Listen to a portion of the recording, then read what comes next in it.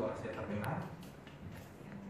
Saya izin buka masker dulu karena mungkin takutnya nanti saya izin buka masker ya. Baik, Bapak Ibu, saudara-saudariku sekalian yang ada di studio dan yang ada di rumah, Shalom. Shalom. Shalom. Shalom. God is good. All the time. And all the time. God is good. Ulangi, God is good. All the time. And all the time. Apakah saudara berbahagia pada saat ini? Amin. Jikalau saudara berbahagia, saya minta kita untuk menarik pipi kita ke kiri dan ke kanan. Ya, menarik pipi kiri dan ke kanan dengan senyum yang manis sambil mengatakan haleluya. Haleluya. Amin. Pertama-tama saya ingin mengucapkan terima kasih untuk 2 lagu pujian yang telah dipersembahkan untuk kemuliaan bagi nama Tuhan oleh Heavenly Children dan oleh istri saya. Kiranya lagu pujian itu boleh membawa jiwa kita lebih dekat ke hadirat Tuhan. Amin. Amin. Saya juga ingin mengucapkan terima kasih kepada Ebenezer Ministry yang telah memberikan kesempatan kepada kami pada siang ini, pada pagi ini untuk berbakti bersama-sama dengan saudara pada ibadah offline. Mari kita sama-sama membuka Alkitab kita. Saya harap kita tidak bosan membuka Alkitab kita yang terdapat di dalam Lukas pasal yang ke-17 ayatnya yang ke-32. Saya akan membacakannya. Beginilah firman Tuhan. Ingatlah akan istri Lot. Judul renungan firman Tuhan pada pagi hari ini ialah Remember Lot's Wife. Mari katakan bersama-sama dengan saya, Remember Lot's Wife. 3, ya. Remember Lot's Wife. Mari kita sama-sama berdoa. Bapa yang ada di dalam kerajaan surga, hamba-Mu memerlukan urapan dan tuntunan Roh Suci. Kami yang ada di studio dan kami yang ada di rumah memerlukan kuasa Tuhan untuk menyanggup,kan kami menerima setiap pekabaran firman Tuhan dengan sukacita.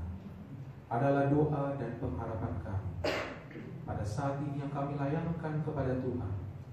Biarlah kemuliaan Tuhan dinyatakan bagi kami, dan melalui mata iman kerohanian kami boleh menyadari dan melihat bahwa hadirat Tuhan begitu dekat dengan kami, sehingga kami akan mengalami dan menyaksikan kepada sesama rahmat Tuhan, kasih Tuhan yang begitu ajaib dan sempurna.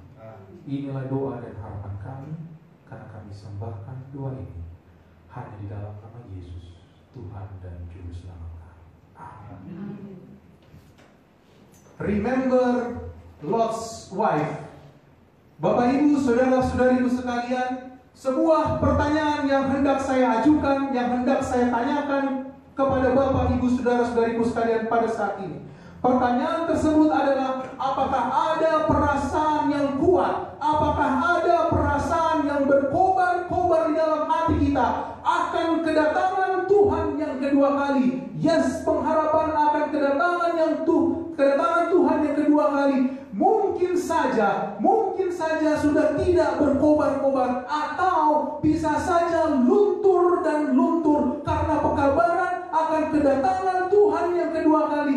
Tampaknya yang sudah kita dengar dari dahulu kala bahwa Jesus is coming soon, bahwa Yesus akan datang segera. Namun saat ini kedatangan Tuhan belum kunjung tiba. Bapak Ibu, saudara-saudariku sekalian, bagi kita yang mendengar bahwa Jesus is coming soon, saya mengajak dan mendorong kita semua pada siang, pada pagi sahabat ini, agar kita membakar dan menghidupkan kembali pengharapan akan kedatangan Tuhan yang kedua kali. Amin, saudara sekalian.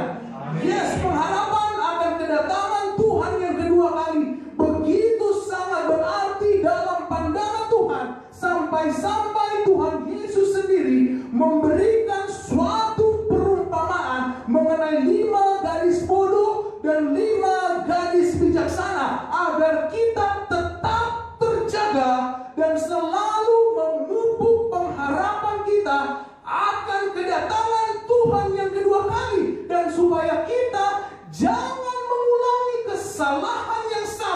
seperti 5 gadis yang bodoh di dalam menantikan kedatangan Tuhan yang kedua kali. Amin saudaraku. Yes, begitu pentingnya bagi kita untuk menantikan kedatangan Tuhan yang kedua kali. Sampai-sampai Tuhan Yesus sendiri mengingatkan kita dalam buku Lukas, yaitu ingatlah akan istri Lot. Sebagai suatu amaran bagi saudara dan saya untuk tidak melupakan suatu peristiwa yang extraordinary, suatu peristiwa yang bersejarah di mana Tuhan menurunkan api dan belerang atas Sodom dan Gomora, dan buku Kejadian mencatat pada peristiwa itu istri Lot menoleh ke belakang dan ia menjadi tiang garam. Lot dan istrinya tinggal di kota Sodom dan Gomora oleh karena pilihan daripada Lot. Buku Kejadian mengatakan, buku Kejadian mencatat bahwa pada itu Bapa Abraham, yaitu paman daripada Lot, uncle Abraham, berkata kepada Lot, Lot, jangan ada perkelahian di antara aku dan kamu. Lot, jangan ada perkelahian antara gembala aku dan gembala kamu. Bukankah seluruh negeri ini terbuka untuk kamu? Sekarang Lot, kata uncle Abraham, pilihlah ke tempat mana kamu akan pergi. Kalau kamu ke kanan, aku akan ke kiri. Kalau kamu ke kiri, aku akan ke kanan. Lalu Lot melayangkan pandangannya. Dia melihat dari kejauhan di mana di tepi lembah Yordan. Di situ banyak airnya dan seperti taman Tuhan. Tampaknya Lot adalah seorang yang mementingkan diri sendiri. Bayangkan saudaraku, seorang paman bertanya kepada seorang keponakan, bukankah seorang yang lebih muda ada rasa keengganan? Aduh, engkaulah dulu uncle Abraham yang memilih baru aku. Tetapi tidak yang dilakukan oleh Lot. Lot justru memilih dahulu tempat yang penuh dengan kemakmuran dan kemewahan. Bapak Ibu saudara-saudariku sekalian, perhatikan baik-baik akan hal ini. Pilihan Lot yang didasarkan atas kemakmuran dan kemewahan dari Sodom dan Gomora sungguh berbeda dari uncle Abraham yang memberikan pilihan kepada Lot untuk memilih lebih dahulu. Karena uncle Abraham, Bapak Abraham, memiliki sesuatu yang tidak dimiliki oleh Lot. Pengalaman itu adalah pengalaman bersama dengan Tuhan pada masa lalu. Bagaimana ketika Bapak Abraham datang ke suatu tempat from nothing and the blessings of God come overflow. Karena Abraham percaya, ingat Bapak Ibu, Abraham percaya dan yakin bahwa it doesn't not about the place, but it's about to whom I go with. Bagi Bapak Abraham, ingat ini, bagi Bapak Abraham, penyertaan Tuhan adalah yang utama di dalam hidupnya. Itulah sebabnya dia tidak menggantungkan hidupnya kepada tempat yang penuh dengan kemakmuran dan kemewahan. Karena bagi Bapak Abraham, hubungan yang dekat dengan Tuhan jauh lebih penting dari kemewahan dan kemakmuran. Itu sebabnya nasihat firman Tuhan yang sudah sering kita dengar sewaktu kita masih kecil, anak kecil, dikatakan dalam Matius 6 pasal yang ke-33, but seek first the kingdom of God, tetapi carilah dahulu kerajaan dan kebenaran. Sekarang pertanyaan untuk kita renungkan, sudahkah kita menjadikan Tuhan yang utama dalam hidup ini? Pada waktu Tuhan hendak memusnahkan kota Sodom dan Gomora, kedua utusan Tuhan menyampaikannya terlebih dahulu kepada Lot. Dan Lot segera menyampaikan kepada kedua calon menantunya, kepada istri dan anak-anaknya, ayo mari kita keluar dari Sodom dan Gomora, kata Lot, karena Tuhan akan membinasakan kota ini. Tetapi jawaban kedua menantunya, halo Bapak Lot. Mereka menganggap itu sebagai suatu candaan, sebagai suatu joke. Halo Bapak Lot, kamu yakin Bapak Lot untuk meminta kita keluar dari Sodom dan Gomora?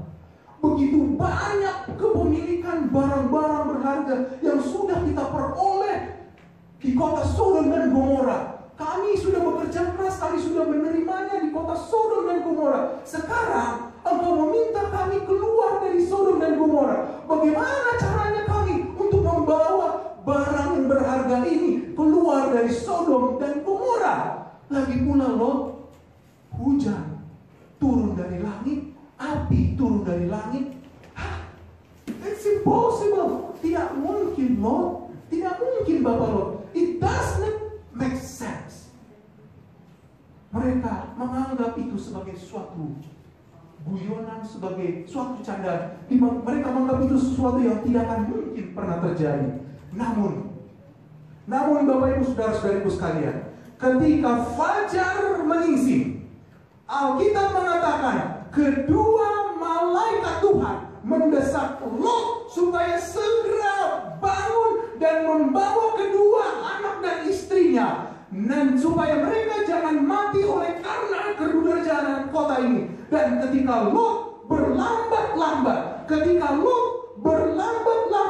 maka tangan Lot, tangan istrinya, dan tangan kedua anaknya dipegang oleh kedua malaikat Tuhan. Lalu kedua malaikat Tuhan ini membawa Lot, istrinya, dan anaknya keluar dari kota Sodom dan Gomora. Sesudah malaikat Tuhan menuntun Lot, istrinya, dan kedua anaknya keluar, seorang, katakan Alkitab ini, berkatalah seseorang, lari, selamatkan nyawamu, jangan menoleh ke belakang. Oh Bapak Ibu Saudara-saudariku sekalian, ketika Lot dan istrinya telah dituntun keluar oleh kedua malaikat Tuhan, maka inilah saatnya Tuhan sendiri yang aktif melalui kasih-Nya terlibat langsung dalam perkataan dan mengatakan, escape for thy life, look not behind thee, selamatkan dirimu dan jangan menoleh ke belakang. Oh Bapak Ibu Saudara-saudariku sekalian, kita bersyukur memiliki juru selamat yang begitu menyintai saudara dan saya orang berdosa ini. Alkitab mengatakan dalam buku Roma, Allah menyatakan kasih-Nya ketika kita berdosa, Yesus mati untuk kita. Amin saudaraku sekalian.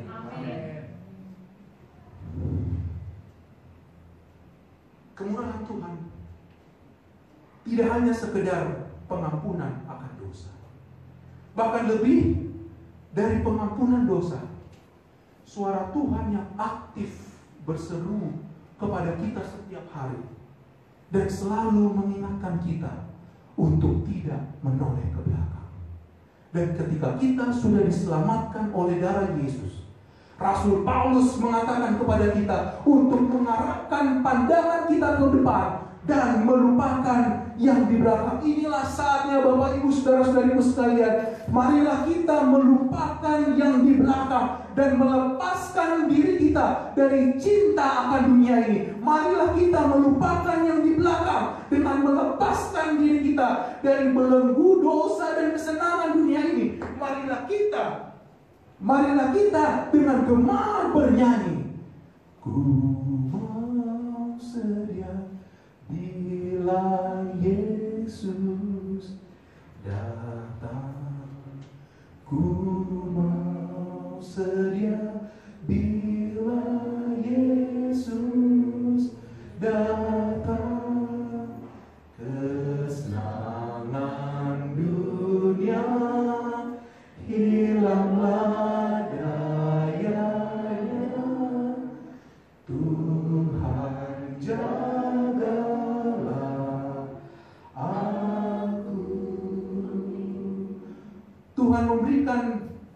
kita kunci kerajaan surga. Saya katakan kembali, kita bersyukur dan berterima kasih kepada Tuhan karena Tuhan memberikan kepada kita kunci kerajaan surga. Dan kunci kerajaan surga itu dapat kita temukan dalam Matius pasal yang ke-16, di mana Tuhan Yesus berkata, "Aku berkata kepadamu, aku memberikan kepadamu kunci kerajaan surga. Apa yang kamu ikat di dunia ini akan terikat di surga. Tetapi apa yang kamu lepaskan di dunia ini akan terlepas di dalam kerajaan surga."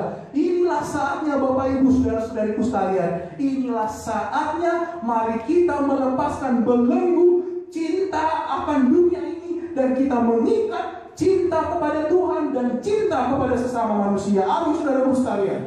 Terkadang Tuhan mengizinkan penderitaan dan kesusahan harus kita alami. Namun saudaraku, jangan kita mundur dalam iman. Namun sebaliknya, sama seperti Ayub yang telah ditimpa oleh berbagai kesusahan dan kehilangan akan anak-anaknya, kehilangan akan harta bendanya. Bahkan Ayub ditimpa oleh sakit dan penyakit, namun Ayub berkata, "Aku tahu penebusku hidup.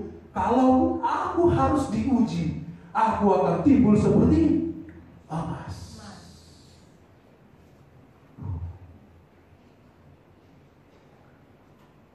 Terkadang Tuhan izinkan kesusahan dan penderitaan untuk membantu kita agar kita dapat terlepas dari belenggu cinta akan dunia dan meyakini Bapak Ibu bahwa dunia ini, dunia yang kita tinggal saat ini adalah dunia yang fana.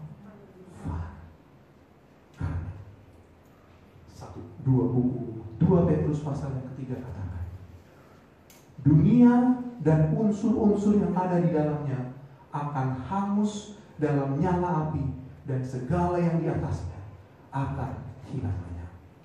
Oh Bapak Ibu saudara-saudariku sekalian, memang kita tidak tahu kapan hari kedatangan Tuhan yang kedua kali. Itu sebabnya ada sebuah lagu, "We know not the hour." Jam kita tak tahu bila Yesus kembali, tapi tandanya tunjuk dekat sekali. Kedatangannya jadi gemaran hati, tapi jamnya tak tahu. Jagalah, Yesus datang kembali. Jagalah, haleluya, haleluya, dengan kemuliaan. Yesus datang kembali. Yesus datang kembali, tapi jamnya tak tahu. Oh Bapak Ibu saudara-saudariku sekalian, kita tidak akan pernah tahu kedatangan Tuhan yang kedua kali, kapan dan persis waktunya. Namun satu pekabaran, satu nasihat firman Tuhan bagi kita pada siang ini, biarlah kita mempersiapkan diri kita sebaik dan sekuat-kuat mungkin dengan menjalin hubungan yang intens dengan Tuhan, menjalin hubungan yang dekat dengan Tuhan, sama seperti Henokh hidup bergaul dengan Allah. Henokh berjalan bersama dengan Allah setiap saat, sama seperti lagu Energizer atau lagu anak-anak yang mengatakan walking with Jesus, walking all the way, walking every day, walking with Jesus, walking with Jesus alone, walking all the way, walking every day, walking with Jesus, walking with Jesus alone. Bila mana kita sudah menjalin hubungan yang dekat dengan Tuhan, maka entah itu tahun depan, entah itu bulan depan, entah itu pekan depan, entah itu besok, entah itu 1 jam mendatang, bila mana kita sudah menjalin hubungan yang dekat dengan Tuhan, maka ketika Yesus datang yang kedua kali, ataupun ketika kita menghembuskan nafas kita yang terakhir di dunia ini, kita yakin bahwa Tuhan yang sudah menyelamatkan saya dari kematian kekal akibat dosa, Tuhan yang sama juga yang akan membawa kita dan menyelamatkan kita dari kuasa dosa di dunia ini, untuk membawa dan membangkitkan kita hidup di dunia yang baru, di New Jerusalem. Amin, saudaraku sekalian. Remember Lot's wife, Jesus is coming soon. Saya bawa dalam nama Yesus.